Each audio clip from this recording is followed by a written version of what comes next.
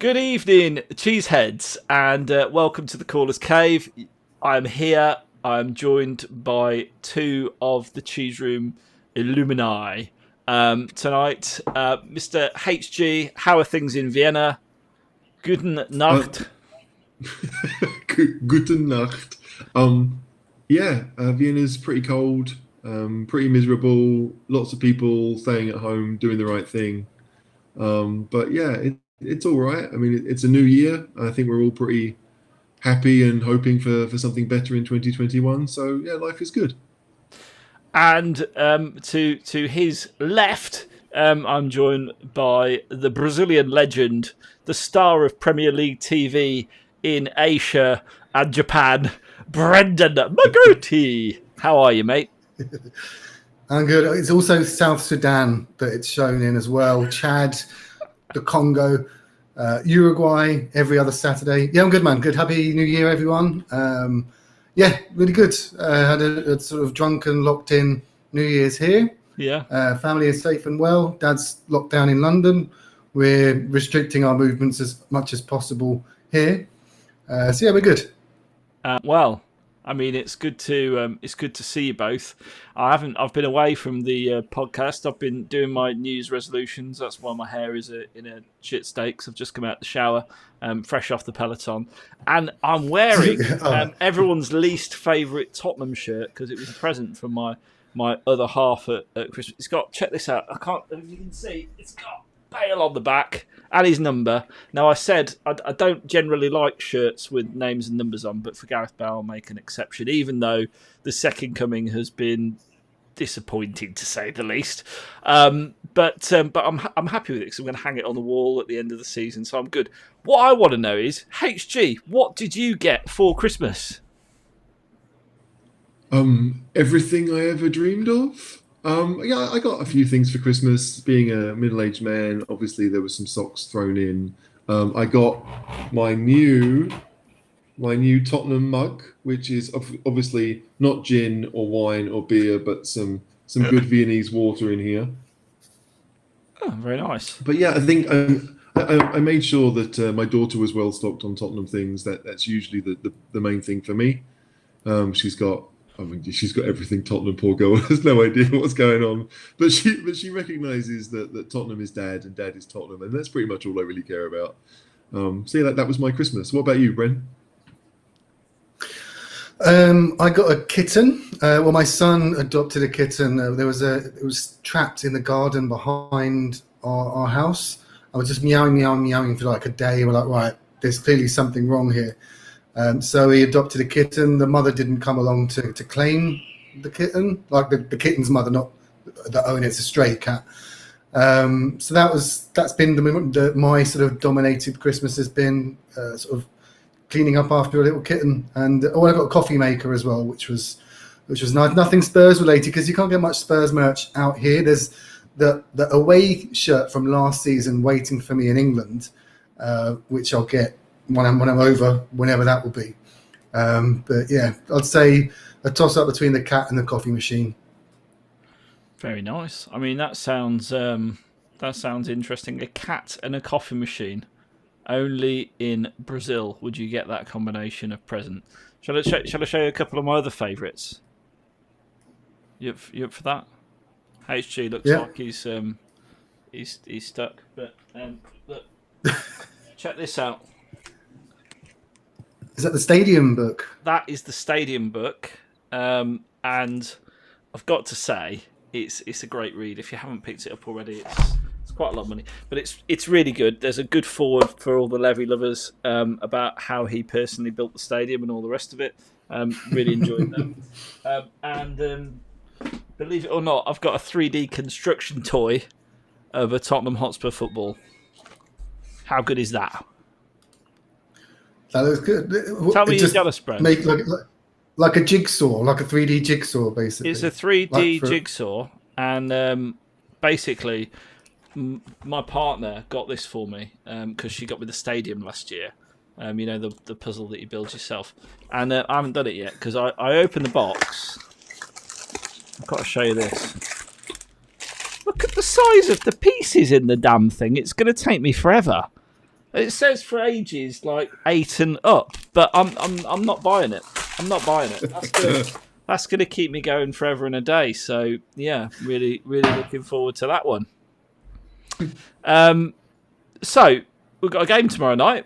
HG, let's go to you as our head analyst. What's your predictions and sort of a bit of a team lineup? Who do you think's going to make the bet? I mean, at the moment we've got a left back on the naughty step. A left back will never be seen again.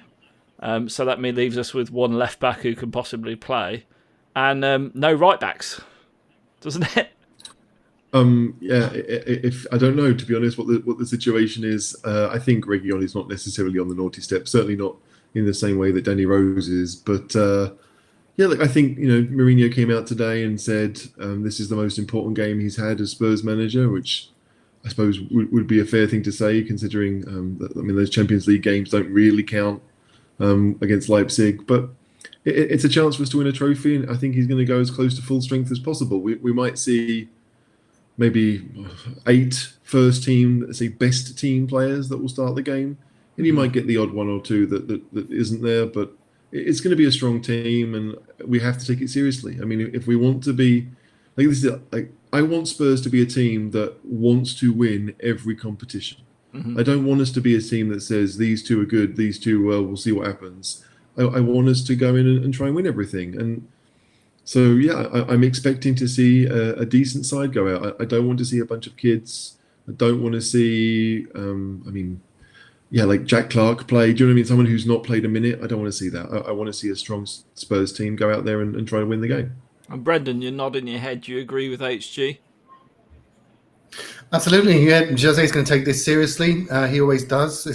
He'd be the first manager to have won it 5 times, I think, because only Clough and Ferguson have won it 4 times as he has. So he's going to go for it. And I watched the press conference as well today, and he was sort of acknowledging that success breeds success. This first trophy can open the floodgates, and we just get loads more trophies, and that's what we all want from José. That's why he's there. So, yeah, I think he'll take it seriously. I expect to see a full strength lineup. Hugo will definitely play in goal. And I'm sure we'll get on to Brentford, but they play good football. They get the ball down, and they'll be dangerous from set pieces. So we have to be on it defensively, and I'm sure that José will line us up to be ready. He'll want to win. We'll want to win. I'm fully confident we will, but it's going to be very tough. I mean, Brentford nearly came up to the Premier League last season, didn't they, HG? So they're no mugs themselves. What's their form been like this season, do you know? Well, I know that they've been on a 15-game unbeaten run in the Championship. They're certainly, they were second the last time I looked, but they can't be much worse than that. Yeah. They had a game that was cancelled at the weekend. Fourth. Because it was because of Bristol City and the whole COVID situation down there. They're a very good side and they're in form. I mean, let's be honest. Who would you rather play, Sheffield United right now or Brentford? I think a lot of teams would say, I want Sheffield United. They're not in form, and Brentford are. So, yeah, I understand they're a Championship side, but we have to take them seriously. I'm very happy that we're at home, if I'm honest. I wouldn't want to be at a ground we don't know. Even without fans, I wouldn't want to be playing somewhere new, somewhere that we don't know. So, I don't want to big Brentford up too much, but they do have a lot of good young talent. We've seen that in previous seasons. They should have got promoted last year.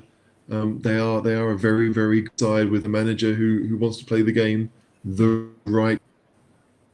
Yeah, which brings me on to my next question, Brendan. What's your score prediction going to be? I've watched a few of the highlights from Brentford, and as I said, set piece. They've got a great corner routine with their captain Henrik Ostergaard. Is it Henrik Dalesgaard? So I can see them scoring.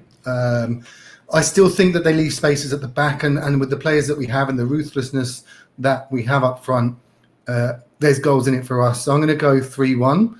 Theirs will be from a corner. I can see that corner routine doing us, but we'll have too much for them, I'd say. Like HG was saying, they're unbeaten since October. That's insane. Certainly in the Championship, when you think how many games they play. Tough league. It is. Tough league. So we cannot underestimate them at all. Like I think I said before on the pod that that Brentford's my second team. They're actually the closest league team to where I grew up in northwest London, and I used to do soccer schools with them.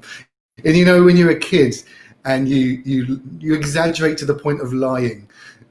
So when I did these soccer schools at my primary school, I just told people afterwards that I had trials at Brentford. The logic in my head justifying the lie was that, well, if I was any good, then technically they could have said, do you want to play for us? So this was when they were in the third division. But that lie stuck with me. I kept it going till my mid-20s at least. So I'm expecting a good game. I still think we'll have too much, and I'll go with 3-1. And if anyone watching this from Brendan's school days, then do get in touch. We'd like to know all sorts of other stories. And any girls, all the other things that Brendan exaggerated about would be well received by his fellow podcasters. HG, what's your score prediction? Go on then, give us a go. Let's have a good prediction from you. Spurs don't do easy, so it will be 2-1, possibly after extra time. If we get through a semi-final, it's usually very, very flukily. It doesn't matter who we play. We did it at Burnley. We did it at Sheffield United the last time we got through to the final. It's just the Spurs way. So 2-1 after extra time. Well, we've got a couple of predictions from people watching, so I'll chuck those up there. TJ says, come on you Spurs, evening all. Tottenham 3, Brentford 1 or 2. That's my prediction always. Love that. And Daniel says Spurs 3, Brentford 0. Daniel, I love your enthusiasm and your optimism that it's going to be a walk in the park. The English Yid says, hi guys, hope everyone's well. Very confident going into tomorrow. I'm going 4-1. 4-1! Blimey, you are confident. I'm going to say that we are going to win, obviously, but it's going to be a nervy 2-1. A nervy 2-1. And scorers, Kane and Son. There you go. That was easy, wasn't it? So basically, caller, you've decided to agree with me and then say that Kane and Son are going to score. Great. Yes, correct. Yeah. That's about right. I mean, you should just be chuffed that I agree with you because that doesn't happen very often. You're learning. Question: have we played Brentford before? I'm not sure about that. Oh, Brendan, nodding your head. It was in 2000, I think, League Cup as well. Leonardson and Stefan Everson with the goals. I mean, literally, that question come in and you've answered it like that. I didn't even. Would you have known that, HG? Yeah, well, because Aviva put it in our little chat group earlier. So. Oh, so he cheated that. Well, I wasn't in that. But to be fair, I think Aviva put it as when it was. I'm not sure she put the score or anything. So but, what you're saying is Brendan time. does know his stuff after all. If anyone's watching, got any trivia questions for Bren, let us know. You know, he's quite funny. My trivia question is: how big's your beer glass this evening, Bren? It's a wine glass today, and it's not very big actually. It's Monday. Come on, it's nearly empty as well by the look of it. Normally you'd be wasted by this time of day. Do I have time to get a refill? Yeah, at any point, if you want to go off and get a refill, that's absolutely fine. I mean, I've kind of snookered myself because I'm on this diet. I've got like 2 bottles of Peroni. One went down within about 30 seconds of opening it because they're only small, and now I've got that much left. I've left my water downstairs, so basically I'm rationing myself to this till the rest of our conversation. Otherwise, I'll get a bit, dry mouth. FP says, yes, we've played them loads. Last time was about 20 years ago. Okay, fair enough. And good morning from Singapore. Hi, Michael. Nice to have you on board. Nice to have you watching. And Daniel says, what's up, guys? I love your pod. Daniel, I'd love to know who your favourite presenter is. And I'll get them to sign a photo and put it in a post. If it comes from Brazil, it'll take about 6 months. Brandon's really disappointed tonight because he's just bought a state-of-the-art webcam and he can't get it to work. But for anyone who's watching, just excuse, you've got to understand it's Brazilian broadband. The max resolution is limited. It's not broadband. Do you think we have broadband? Carrier pigeon. It's carrier pigeon dial-up. The pigeon's doing the dialing, and I can hear bing, bing. No, it's fine. It's fine. Exactly. Yeah. But it is the internet. It's not broadband though. Obviously. Dear, oh dear, oh dear, oh dear. Right, second point of business. Dele Alli. I know this has been touched on previous podcasts, but I haven't been around for a bit, so I'm going to touch on it because I want to touch on it because I've got some stuff to say. Is he going to go to PSG? HG? I kind of want to hear what your opinion is, to be honest, caller. Like, if you've got something to say, let's hear it. Well, I think that he won't go anywhere in January because we won't get any money for him in January. And I think if he's going to make a move, it's going to be in the end of the season. But I've got this sneaky suspicion that Jose actually deep down quite likes Dele and he wants him to make it. I think he just wants him to prove himself. So what I'm saying is, in a roundabout way, I think PSG want him. I think Poch will absolutely want him. I think they'll try to sign him, and it will actually depend on, does Dele want to go, and does he try and force a move that will be the crux of it as to whether he moves or not. That's my view. What's yours? I kind of agree that if anything happens, it won't happen in January. I don't see any reason for Spurs to loan him out.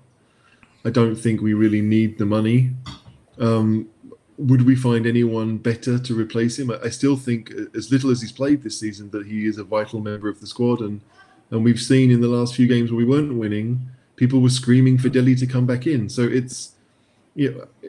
can't let him go. I know he meant it, but I don't think we'd be smart to do so. As for what happens in the summer, everything's going to change in the summer. We've got, Vinicius probably won't stay. There's a whole bunch of things that could happen this summer with us selling players or people leaving. Bale will go back to Madrid. So I just think we need to keep things the way they are, really, for talented players, and for players like Lamela, then they can go.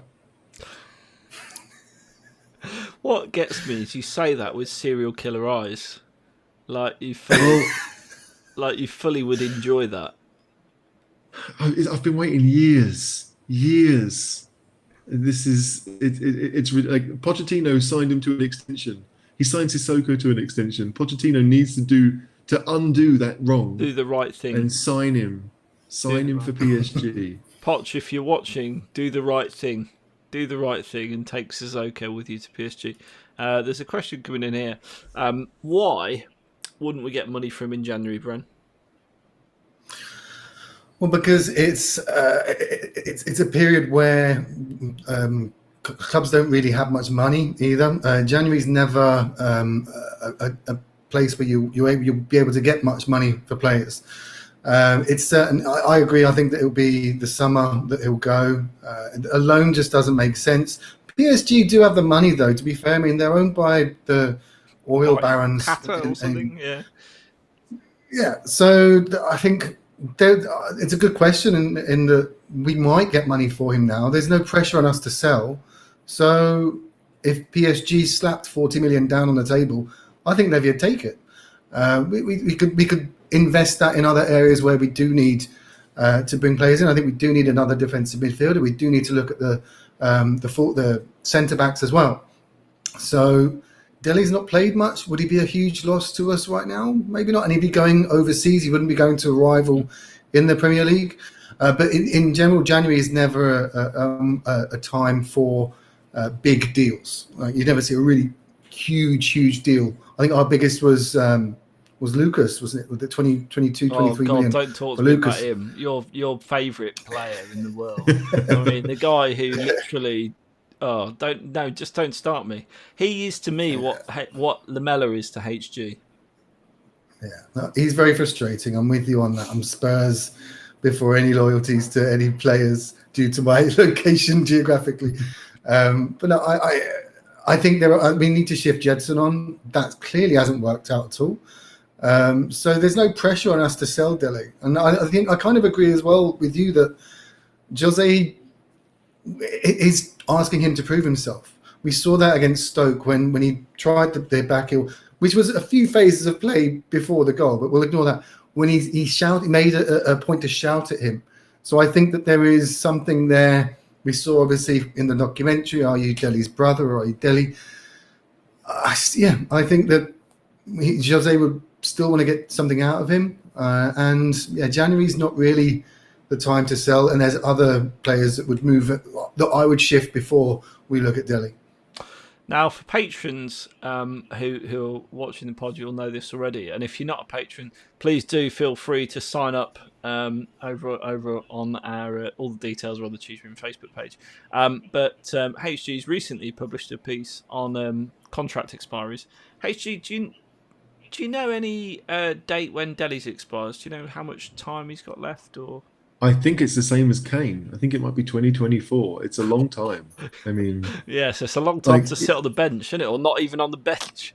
It is, but you sign it obviously for a reason. I mean, I think to me, whenever someone signs a long-term deal, you have to take that year that it's supposed to end and then take 2 off it, right?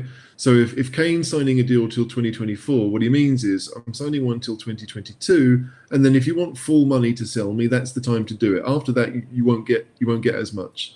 It's 2 years was when Ericsson said, I want to leave the club, I won't sign a new deal, and 18 months later it took us to actually sell him. But the point is that to me is the tipping point, let's say. So I think Son is at 2023. Dele is one of those two. But Dele's still young. He's only 24. I mean, he's almost 25, but still, he's approaching his peak. And I just think that, for him to sign a long-term deal like he didn't really hurt him, didn't really hurt Spurs. And so the issue now is just that there's less money in football. People are worried that they're not having fans in the stadium. The French TV deal has fallen apart. So if they are gonna buy him, they are literally using their own money now. The club itself won't have it. So it's I just don't see it. There are too many things against it from everyone's perspective. Where I think that the only one who might want it would be Dele just to play some football. But I do believe that with Lo Celso out for what seems to be the rest of January, he's going to get some chances. And if he takes them, I think that he'll be more than useful. And Lo Celso obviously has been a very naughty boy, so potentially will be in the Mourinho bad book as well. So that's good. And if you're not already signed up to Patreon, what are you doing? Get over to patreon.com/cheese room, where you can read exclusive articles, listen to exclusive podcasts, and interact with the Cheese Room gang. For more information, do go to Patreon /Cheese Room Podcast. So I'm going to just go through a few comments and then we'll move over to the next topic because there's quite a few coming in. Chris Morris says, I'm going 2-0, by the way. Early goals and part of the bus. Part of the bus against Brentford, for Christ's sake. Please, no. Lucas says, I don't think Spurs will let Dele go, especially right now. With Dele being one injury away from a starting spot and so many games coming up. And I think that's the point you've just made absolutely rightly. And now there's 9 subs as well. So there's even more chance of him being used.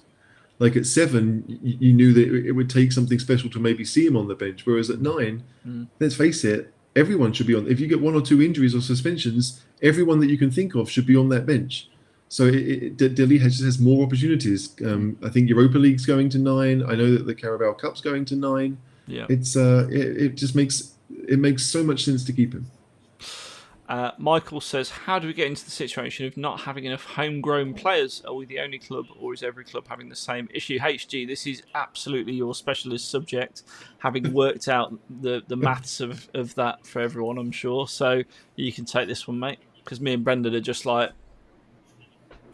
All right, I will give you the bare bones of this because I'm actually writing a piece for the Patreon group that will come out in the next day or two. So I don't want to give too much away, but we don't have to worry. As far as Premier League is concerned, we do not have to worry. The issue is with the Europa League and with Davies and Doherty and Rodon, who all count as homegrown in the Premier League, but don't count as homegrown in the Europa League. But if you think that all three of those are going to stay, then the movement is going to come from other foreign players. But when it comes to homegrown players, we don't have an issue at all.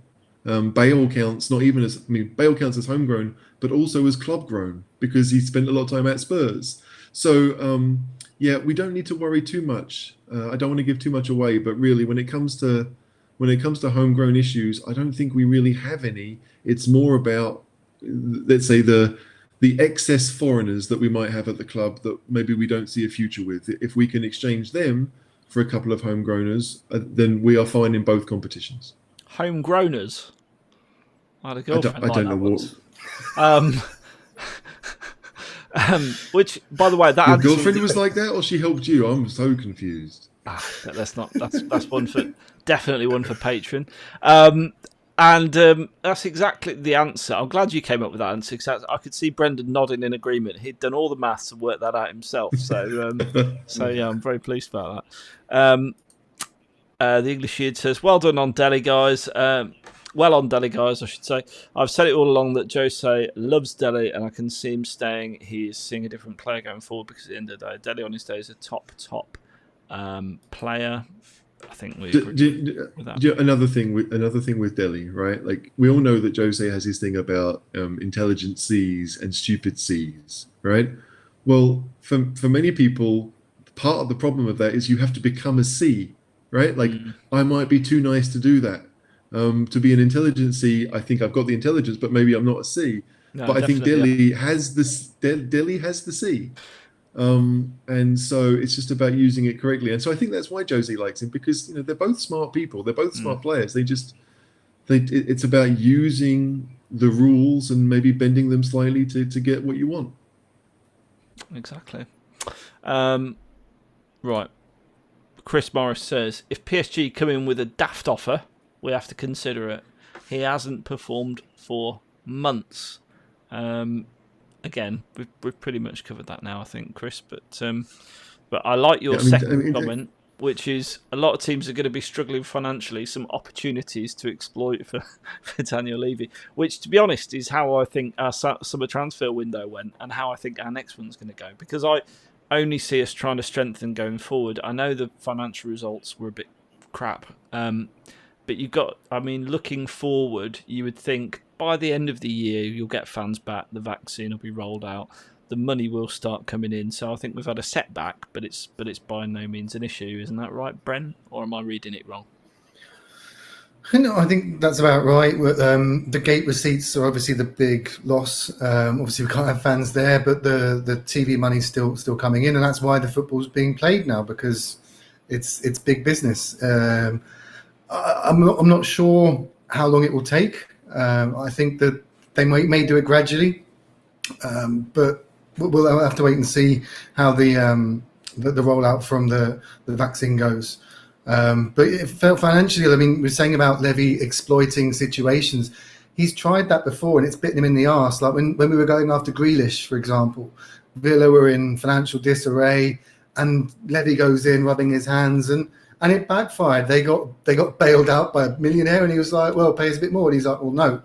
So Levy is frustrating in the transfer market. He does come up with gems, but he does drop the ball a few times, as we saw with Bruno Fernandes, we saw with Dybala, we've seen with Rivaldo. Remember that one? We were going to buy Solskjaer. They announced it at the stadium years ago. This is when Levy just bought, when Enoch had just bought the club. So he's a smart guy, but there are certain tactics that he does that can hold us back and have held us back in the past. And you'd hope that he'd have learned lessons from those. But the transfer market's not doing great at the moment anyway. So who is available to bring in? Lots of people that I've probably never heard of, if I'm being really honest. Who knows in this game? It's all about, like, if we want to get rid of our deadwood, then other teams are no different. They want to get rid of theirs. So, yeah, in a perfect world, someone might think, okay, this guy's out of favour, like Eriksen, right? Eriksen's out of favour. He's not needed by Inter. Would he improve Tottenham? Some would say yes, some would say no, some don't want him back. Who knows? But, like, you basically, you're swapping sloppy seconds. Like it's just not a great situation to be in. I mean, no wonder Steve Hitchen hates January because you've got to be really proactive and smart to do something with it. But January. Yeah, it's just so it's tough. It is tough, especially when no one's got any money because you don't want to sell your things when you know that the market is depressed. You don't want to. You want to wait. You don't sell your Bitcoin when it's bad. Obviously, do you, caller? It's very good at the moment. It touched $34,000 of Bitcoin this week. As you can imagine, my eyes lit up like a kid at Christmas, and I ordered a new Peloton treadmill. But that's another story. No, you didn't. Yeah, no, I've ordered a Peloton treadmill. Yeah. So now I've got the bike. How many do you need? I know I've only got a bike. The bike. Okay. I've got a bike now. I'll have a treadmill. Is one for your better half, or have you kept that a secret? I think that'd be a bit rude asking her to work out HG. But yes, absolutely. Chris, what I would say is Daniel Levy will absolutely find a way to exploit everybody at some point. So I'm sure he'll be all over West Ham. Daniel says, I'm from Chicago, and I think this goes back to my favourite podcaster, and I'm going to have to go Mr. Jolly since he kicked it off. But I do really enjoy all of you tried to catch everybody. Thank you very much for your support, Daniel. We absolutely appreciate it. TJ, I like this comment. This is good. I'll become a cheese room only fan after payday. I mean, what I'm going to say is behind the patron paywall, there's some great footage of Brendan. Like in my Speedos. Oh, God. Dear God. I have done pods in Speedos before, by the way, just to let you know. Because it's really hot here. I mean, the way you justify it. And Simon Burrows used to do podcasting in his dressing gown. I think Franco's got sort of Tottenham Hotspur slippers and pyjamas as well. So he's done videos. He's done maybe videos. We could do in a his charity calendar or something, Bren. Is there enough of us? Is there 12 of us? Yeah, there's 12 of us. Yeah, we can get away with it. Cockerel covering your like on Instagram with the nipples. Yeah, cheese room. That's it, yeah, exactly.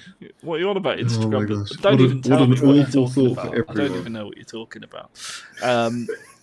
TJ also says,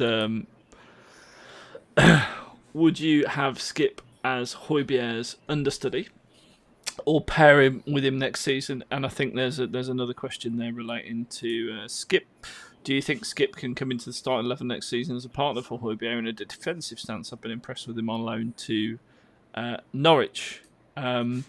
So I know, oh God, look, HG is gutting, which is exactly why I'm going to go to Brendan first.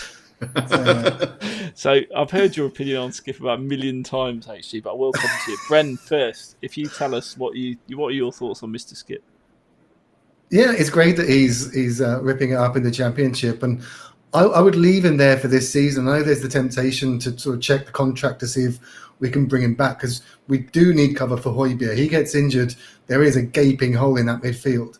But I'm quite happy that Skip's doing well, and let's just keep him there. Let's get him fit his physical presence up and learn and have a full season of games in a competitive league. He'll probably win the Championship with them. He's been man of the match more than any other player that I've seen. Him and Buendia keep winning man of the match. So I'd keep him there for the time being. And next season, we've spoken about this. Where do him and Højbjerg, maybe two defensive a midfield two to have. You want at least one of them to be able to bring the ball forward, which you'd sort of hope would have been in Ndombele, that he can be that more forward thinking of the midfield two. Or do we change formation, play and bring him into a 3? So I have a 4-3-3 system. So it's something that I'm sure Jose has on his mind. We are looking for another defensive midfielder though. So say the ITKs. So, but yeah, I certainly see him coming back and going into that starting 11, and we may see Mr. Winks go to City for 40 million. Still, go on. Please. They'll still give us 40 million for Winks, won't they? I will get in the Tesla. I'll charge her up. I'll go down to White Hart Lane. I'll pick him up and I'll drive him all the way to Manchester, stopping at a supercharger and getting him a Burger King on the way. and I will take him to the training ground for if he gets an offer for 40 million quid. That would be the sale of the decade. HG, you've been so patient waiting. I know you want to talk about Oliver Skipp, so over to you. There are two things, right? Like, we all know we need another defensive midfielder, right? We all know that money is tight, that we may not find someone to loan, we may not get someone in to do that. If we have to sell someone to get someone in, it's not going to be easy. So the logical and easiest thing to do is to bring back Skipp. Now, look, I understand that Skipp obviously would do his personal development may well be best suited to stay at Norwich. I understand that. As a football player, he's still only, 20, just turned 20. He's got ages to go before he can, before he's anywhere near his prime. However, I think Tottenham's need trumps Skipp's development. I do not want to sit here in February or March with no defensive midfielder to cover Højbjerg and then watch him get injured for 3 months. We are still in 4 competitions. The Carabao Cup final is now not until the end of April if we get there. So we've got lots of things to play for, and I just don't want to see us short-handed. Like, if we can get someone else in for 6 months, wonderful. I'm all for it. Again, they'd need to be, in the homegrown. You know what I'm going to say, don't you? Go on, what? He won't have a release clause. He won't have a bring back clause. Yeah. But the thing is, no one knows that. No one knows that. Like, Norwich might say, like I think we're all going on Football Manager knowledge here, right? Like, exactly. You can make it so it's possible, and so I'm sure, like, it's in Spurs' interest to say yes, it's possible, and it's in Norwich's interest to say no, we don't want that. We'll only take him if we can have him for the whole year, or maybe there's some kind of financial penalty so that we give them whatever loan fee they paid back if we recall him. I can't believe there isn't a way that we can get him back. I really can't. That would be beyond negligible, because it's not as if we had 4 defensive midfielders at the start of the season and we've lost 3 to injury and now we're hoping to get someone back. I just think that, like, if you think of the possible midfield options in a 2, right? And you've got Højbjerg and Sissoko, or Højbjerg and Winks, or Højbjerg and Lo Celso, or whoever. Like, Højbjerg and Skipp, to me, is near the top of that list, if not at the top of it. I would rather see Skipp play next to Højbjerg than someone like Sissoko, because as good as Sissoko is, he's not the future. I don't think Skipp is any worse than what Sissoko could offer us. I really don't. I've been a Skipp fan ever since I saw him at the Audi Cup, and I know that was pre-season, but he seemed to have made a massive leap at the start of last season compared to what he'd been before. And so last year really should have been the year he was on loan. Yeah. And I'm still pissed that never happened, because he should have been on loan there. He should have come back, and we've had him this season perfect. It's just I worry that we're prioritising Skipp's development over Tottenham's success, and to me, Tottenham's success is far more important.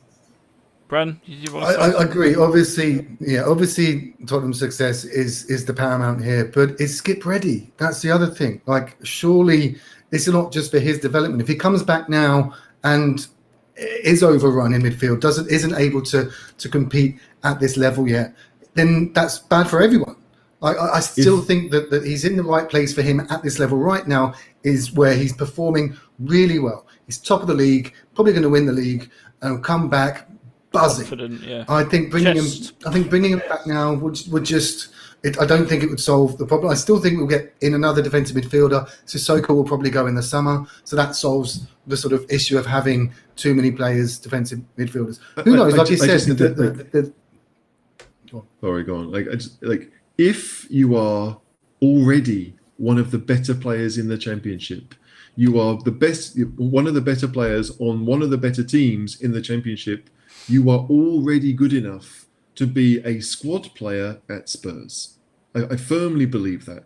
Like, there is a massive difference between Champions League and Championship, but there's not a massive difference between Europa League and Championship, and there's not a massive difference between a lower end Premier League club than the Championship. So I understand it. Like, I think that none of us want to promote him too early, but if he's already proving himself to be too good for the level he's at, why keep him there? So he can win a medal. He'll win a medal anyway if Norwich win the thing. So I don't know. Like, again, if we get someone, then great. He can stay there and develop all he wants. but if we don't, we need him. The squad needs him. And being homegrown and under 21, it wouldn't affect anything. It would be perfect. Well, I'm going to just put a spoiler in and say I've seen his contract. He ain't coming back. But so it's all hypothetical. But yeah, good to have the debate. I like this one. So Saikara says, can I ask a random question? Then follows it up with, Oh, no. what position would each of you play in a Spurs 11?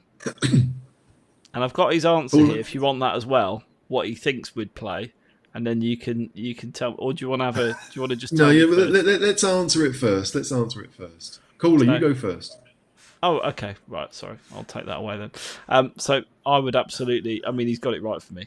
I would play up front because I'm a glory hunting bastard and love. You know, I used to. I perfected the Gary Lineker and then the Alan Shearer celebration when I was at school and sort of wheeled away. Arm aloft, not very creative, but great. Within 6 yards, I tell you what, lethal within a yard. Lethal. As it deflects off your knee and goes in the back of the net. Yeah. I had a few of them. Bren? My visit. I am by trade. When I played Sunday League, I'm a goalkeeper. So I play. I play goal. Really? Surprises me, actually. I thought you were going to say centre back. Nah. Okay. I was one of those shit outfield players and stuck in goal, and then actually became a relatively decent goalie, and played there. I saved the penalty from Graham Stack, who went on to play for Arsenal. He actually played in goal himself, but he was the best outfield player in our year at school. Very good. HG? I started off as an Alan Smith, wasn't very good at that. Went to central midfield as a kind of box-to-boxer, wasn't very good at that. I found my home, centre back. Like, I loved stopping the kids who thought they were good. I still enjoy stopping the morons who think they're God's gift but aren't. And, you know, I'm tall and I'm quite fast for a big guy. And so it suited me perfectly being a centre half where, you know, my only job was to make sure the guy I was marking didn't score. I liked that. I didn't want to have to worrying about passing the ball in neat triangles. I was very much a, you know, hoof-it merchant. But as I've got older, I've been I'm a better goalkeeper. But exactly, if in doubt. Let them know you're there, HG. Let them know. Yeah. Centre back is where I am. That's my position. To be honest, I started up front and ended up playing left back or right back just to get in the team, to be honest, because they were much better forwards than me. So it's just like, you have to go where you can get in, don't you? Adaptability, that's what I would say. Sounds like me at the school swimming gala when I decided to do butterfly because no one else wanted to. And I was like, yeah, I'll give it a go. And I cheated the whole way. Did this kind of butterfly where the arms went almost at the same time, but more like a front crawl. Yeah. It was good. I love it when a plan comes together. So Saikara says, I reckon HG would be in midfield just so Lamella doesn't play. Calder would be a glory interim play up front so Kane could pass him a magic ball, and Brendan would play in defence. You do look like a defender, Brendan. I've got to say. Goalkeeper. Which defender? Which defender? I've got a bit of an Allison thing going on. Yeah, I've got a bit of an Allison thing going on, no? Like Allison maybe. with the scruffy beard. It's true. He's an Allison you lookalike. I've got a bit of an sure aging Sakara's Jamie not- Carragher beard, but, you know, it's... Are you sure Sakara's a guy? Because there's a guy and a girl in the photo. Is Sakara a male or female name? We don't know. Let us know, Sakara, if you are the guy or the girl I in the thought photo. it might be Sai and Kara. Who knows? Maybe not. Sorry if I've just insulted you. Liverpool lost, by Let's the way. just assume you have. FP Did he wants to lose? say Liverpool lost. It's him. That puts us Bloody hell. That's potentially a Franco. point off the top if we win our game in hand, by the way. And it scarily, it means Man United could go top of the league. I mean, they are shit, aren't they? Or they were against us. Amazing. Yeah, they were against us because they had a player sent off for an hour. I mean, Not having that. Right, I'm going to grab a beer. One sec. We were the better side anyway. yeah, we were the better side anyway. But with an hour left, do you know what I mean? Like it would be stupid to say, well, we'll stay on top for the rest of the game because we played well the first 30 minutes. Football doesn't work that way. And ominously, HG, if Man City win their 2 games in hand, they go top of the league. It's true. I mean, you think about who those games in hand are against, right? I mean, so Man United's, I think, is Burnley away. That was the game they missed at the start of the season. Man City's, it will be Aston Villa at home is one of them. So yeah, it won't be an easy game. Obviously, our game in hand is Fulham at home. Like not to disparage Fulham, but you take that of the games, and so yeah, like Man City obviously are a good side. I mean, there are lots of good teams. I still think that the teams like Liverpool and Man City will get to the top. You know, they'll rise because they are the two best teams. Man United will have patches of good and bad, but you can't knock Man United for the results because they've won 10 out of 16. I know they have to play Liverpool. Exactly, and they have to play Liverpool in a couple of weeks, so that'll be a massive game for everyone concerned. But yeah, there are so many teams. Like if I'm a Southampton fan, I think it's our year. If I'm a Leicester fan, I think it's our year. Why not? Exactly. You know, if Southampton can beat Liverpool, and I'm assuming they did so deservedly, I haven't seen it, but I find it hard to believe that Southampton could fluke a win against Liverpool. Because they like to play in the good end, football. by the way. That Danny Ings goal was absolutely sweet. Okay. Oh, beauty. Absolute beauty. Yeah.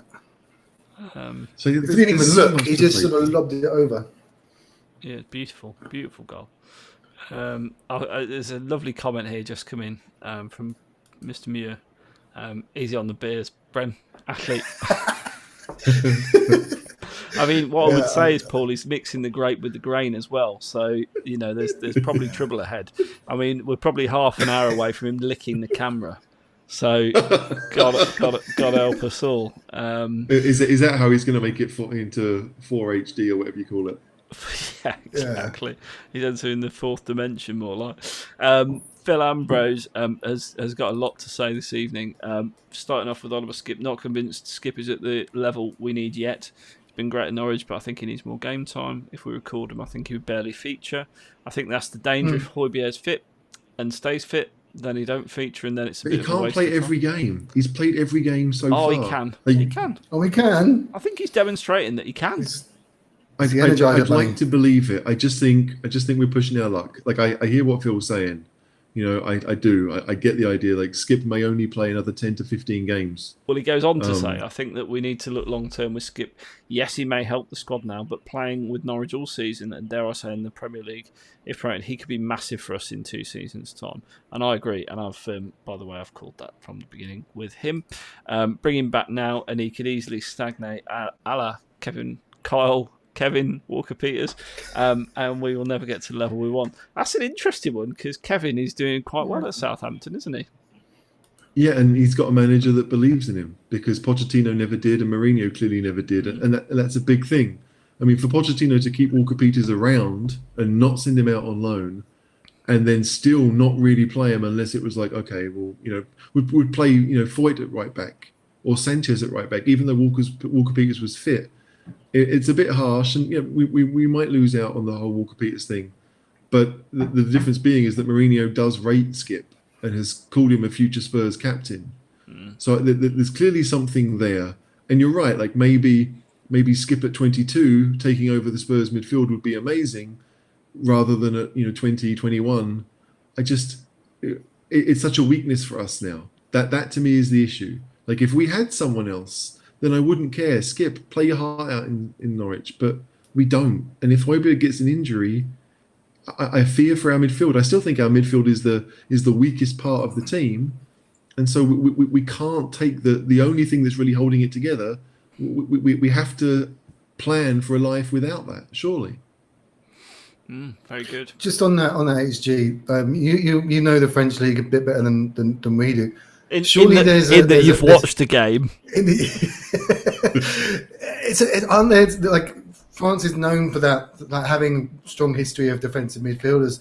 Look at Kante and Vieira. Is there not a player there in the French league that could do a job for us and could come in and like I said, Sissoko, God knows why he got that long contract, but he'll be gone in the summer.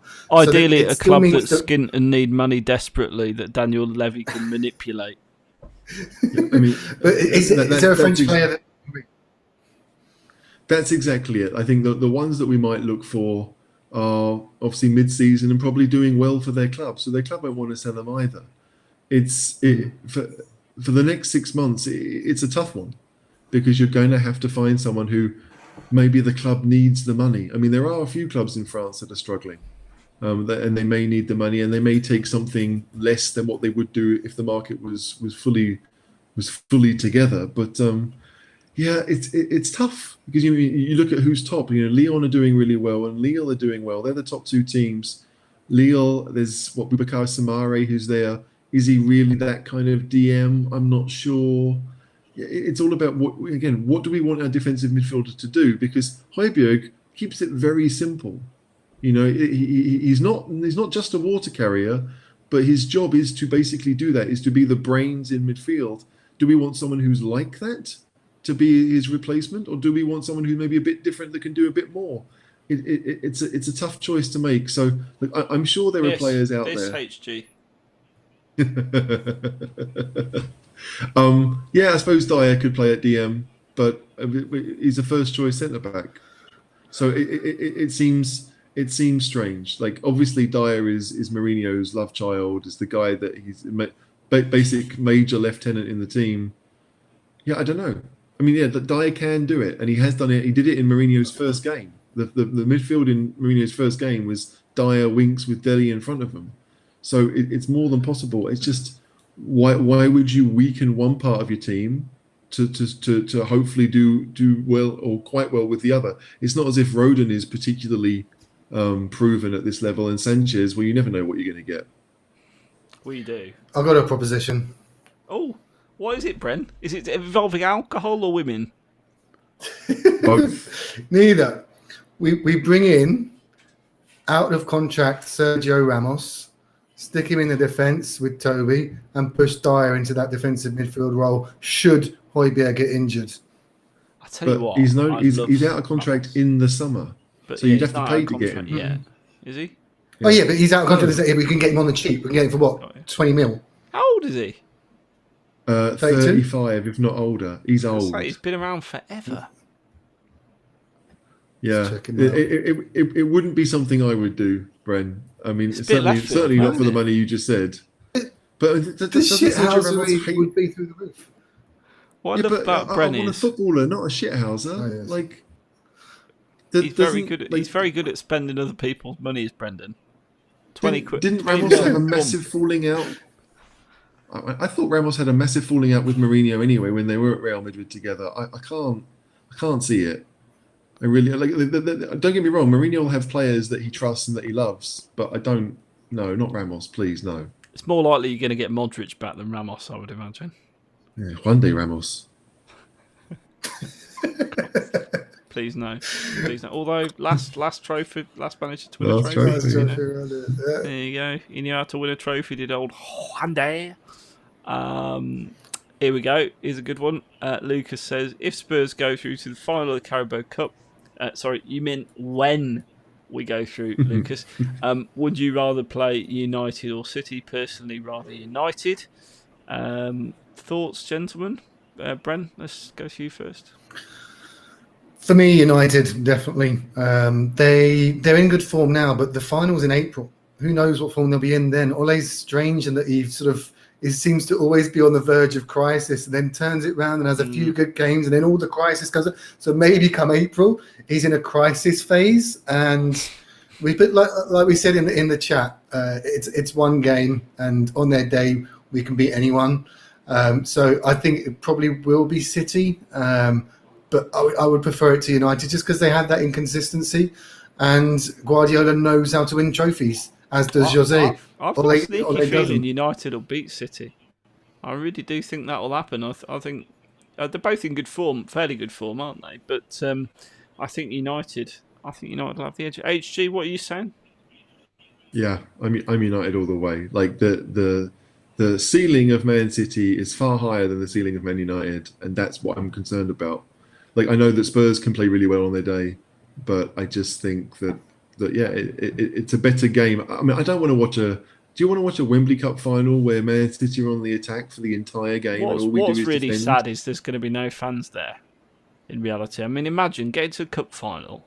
It's been how long since we've been to a cup final? There's no flipping day out. There's not that long ago because it was the Champions League final. I meant an English, a domestic. We always forget. Yeah, We always I forget think it's that. better forgotten, to be honest, sometimes.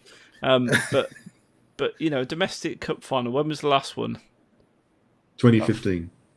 I was going to say it's about 5 years ago. 2015. So I mean, it's a while since we've been to a domestic cup final.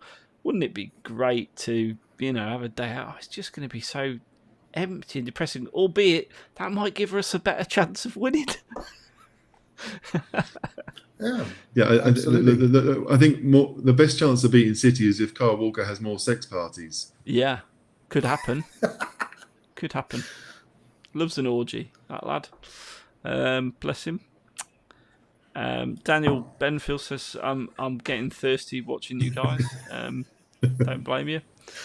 Get yourself a beer. Get yourself a beer and enjoy.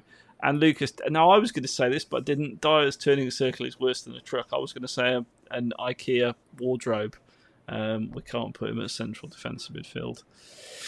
And we're going to wrap up shortly, so any final questions, get them in quick. Poch versus AVB in 10 days. I tell you what, that'll be a good game, won't it? That'll be. Yeah, Watch some French football for that. Sacré bleu. The trophy of champions, I think, would be the translation. Yeah, it is for a trophy as well. AVB versus Poch, and 10 days, 11 days. It's I won't watch because I don't care, frankly. Like, if anything, I'd find it pretty funny if AVB won. Yeah, I would find it hilarious. What's the trophy? Is it their League Cup or something? The Trophée des Champions. Yeah. That's a good he's got there the job for 10 days and he's going to win a trophy. Like, no, he's got a 50% chance of winning a trophy. AVB, like Marseille aren't playing great. Like AVB called his own team shit the other day or something. Like, didn't Poch have a cup final with us? Yes, the 2015 one. Poch. Yeah, that's what I mean. So he's got form for this. He's going to go in there and lose. To be fair, we lost on penalties, I think, in that one. I don't really remember the game at all, which is sad. Still yeah, United, yeah. Yeah, it was. But and I just want to say, lads, I can't believe you were right. Oh my gosh. Look, listen, a broken clock is right twice a day. Love that. Guys, look, we've almost run out of time. We'll take this one question. Do you think Hugo will join up with Poch at PSG? And if he does, would you take Henderson from United HG? If Hugo goes to PSG, which is more possible, right? I mean, I think if you listen to the pod, I spoke about this, the chance of maybe Hugo going to PSG. Who we get after that? Henderson? I mean, if United decide that De Gea is the one they want to keep, then someone's going to get him. I mean, someone's going to buy Henderson. It's either going to be let's say a higher mid-table team that's looking to go in. I mean, Everton would be perfect because Pickford's rubbish. But yeah, I don't know. Like I think Spurs, there are plenty of goalkeepers around that will look at the Spurs position if it comes open and will say, yeah, I wouldn't mind being Spurs keeper for the next 5 to 10 years. So Henderson is certainly an option I would consider, but I don't know if I'd want him first choice. What you saying, Brendan? What are you saying? I hope he doesn't go. I think it's not going to be in January, certainly. So it may sort of depend how this season goes, what trophies we end up with, as I'm fully confident we will end up with trophies or a trophy. Then it's on Hugo. Like, I wouldn't begrudge him. If he wanted to go, then thank you, Hugo. You've been an amazing servant. God bless you. Good luck to you. Like HG said on the pod, we're a big attraction for any goalkeeper. So whilst it would be a big loss, we can still get in a really good goalie. I don't know if Henderson's one season at Sheffield United justifies the punt on him right now. I'd like to see a bit more from him. Henderson at Sheffield United, he had a lot to do. So it's always going to put you in the shop window. But I'm not sure. You're right. One great season doesn't necessarily make you the next best thing since sliced bread, does it? But I'm not sure. I know there's a guy in Italy who HG's very soft on, isn't there? That I'm soft on? Yeah. What does that mean? Well, you like him. Well, then surely I wouldn't be soft. No, as in you've got a bit of a crush on him. You know, he's your next. You know, is that northern speak? Because that makes no Could sense be. to me. While you're at it, like, put the kettle on and get us brewing. The thing with Lloris, right, is that when he signed for us, he'd played Champions League games for Lyon. He'd been, top end of French football. He'd played important games, and you could argue that Henderson hasn't, right? And if you're looking for someone around Europe who's played important games, then the guy at Milan, Donnarumma, is probably the only one you can think of who's young and who's been there and done it. But Milan have been crap for a number of seasons. So what big games has he really played? That's also slightly questionable. But I just think that for us to find someone who's, let's say they're mid-20s with the experience that Lloris had is going to be tough. So you're either going to try and do it. I don't know what we'd do, but I think that if Hart was to stay on as backup, which I think he may well want to, I mean, it's a pretty good gig to have. What a great gig! Yeah, it's not a bad gig. So I don't know. There's a guy at Stuttgart called Gregor Kobel who's 23, I think. Strong. I rate him. Yeah, I mean, I don't know what you can tell me about him, caller, but I think strong name. I said strong name. Oh, really strong name. Okay, good. Gregor. Anyone called Gregor surely is like strong. Yeah, I think Gregor Kobel is one. I mean, I see that Paul has mentioned Darlow at Newcastle. Newcastle also have a couple of good keepers. Dubravka was pretty good last season. Darlow's come in this season and done really well. So I think there are keepers. There's certainly keepers around. It's just about finding one with maybe that little bit special something. Because Hugo's a great shot stopper, world class shot stopper. Some of the other bits less so, but the shot stopping is enough. I'm thinking Brendan, out of I'm sure. Brendan come out of retirement and be our goalkeeper. Yeah, I can do it. I don't know. It's not going to be an easy one, and I just wish it wasn't Hitchin making that choice. Right, I've got one more for you. Oh no, two more actually. One's a statement. Phil's correcting us, or you. United was 2009. We lost to Chelsea in 2015 2-0. There you go. Costa. I kind of remember that. I think it was. I blank finals clearly out of my head. But I think it was a very disappointing game, if I remember rightly. I genuinely don't remember even watching it, the Chelsea game, which would be crazy. I must have watched it. Was that Jose managing? I think it was Jose managing Chelsea then. Was it not a second coming of Jose? I don't think he was there in 2015. Van Gaal? Maybe it was Jose? None of us know. Wow. Yeah, maybe it was Jose. I think it might have been, because I seem to remember Pochettino just prowling the sort of... the dugout looking like a man who just, had his cookies stolen from the cookie jar by someone. And final question. Is HG going to blag a press pass for the Wolfsburg match? Cheers, lads. Call you Spurs. Thanks, TJ. I am certainly planning it. I don't know if I'll be successful this time. I don't even know if I can get there because it is the middle of nowhere. Klagenfurt is a fair drive from Vienna. But yeah, I'd love to do it. Why not? It was great to be involved in the press conferences before and after, and yeah, if you can, why not? And confirmation this evening that elite level sport is continuing through the 4th or 5th or whatever lockdown we're on now. And Phil, does that mean Arsenal have stopped playing? They're doing all right now. Phil, Mourinho beat us, so there you go. Thanks, Phil. Christ almighty, that's about 3 things I've been right about this evening. I tell you, my knowledge isn't as crap as you all give me credit for. Or give me credit for. We don't give you credit for saying your knowledge is crap. That's not credit. You don't give me enough credit for my knowledge. That's what I'm saying. Okay, fair enough. Listen, thanks very much for joining us, all of you lovely people. There's still time to mention Football Prizes. Our partners have got a great shirt on their website. I think they're $4.95, chaps. Correct me if I'm wrong. And there's 99 of them, and it's for a Paul Gascoigne signed shirt. Everyone loves Gaza. I've got one of these shirts on my wall myself in the man cave. Although there's an interesting story behind that. Involving him trying to put the moves on the missus, but never mind. So what I would say is get over to Football Prizes via the links in our Facebook page if you want to be a part of that. And Bren, thanks for joining us from Brazil with your shit internet. Mate, it's been a pleasure. Also, just to point out, 10 cheese gets you a 10% discount on that $4.95. So for being part of the Cheese Room Massive, you get a discount. So go and win that Gaza shirt. Thanks for calling, caller. Hello from Brazil. Ciao, gente. Whatever he said, yes. HG, thanks very much for joining us, mate. Ja, kein Problem, lieber Freund. Wir sehen uns nächstes Mal, nehme ich an. Yep. Cheers. Come on, you Spurs. Ein, zwei Polizei.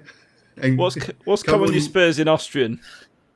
In Austrian. Komm, liebe Spurs, Junge. There you go. We'll finish on that note. Come on, you Spurs. Come on, you Spurs. Go to the final. Come on.